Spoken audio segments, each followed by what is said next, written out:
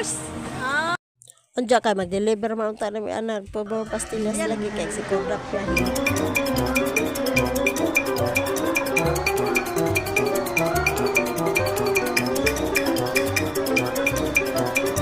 Ganyan talaga yan siya magpadakop-dakop. No, ko arang kapuyan yung bata kauban. No, gihangat tatagtaman ana na pagukod-gukod bata. Ay, grabe dyan ni si Kordapya.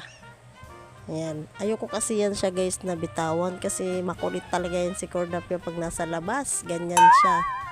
Ayan, tumalo na. Pagod na daw siya kakatakbo-takbo. Yan.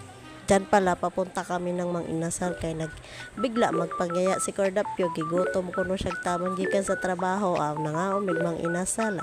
Ganahan po kong Mang Inasal kay gimingaw na po pila nakabuan wakakaon. Pila dayon si Kordapya. Si Kordapya na yung puglis-piglas na.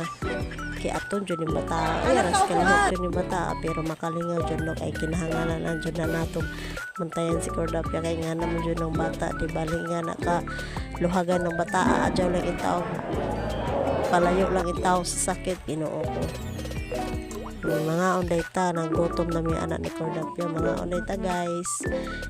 Ingon ani ba po mo mga og Mang Inasal, mang kinamot.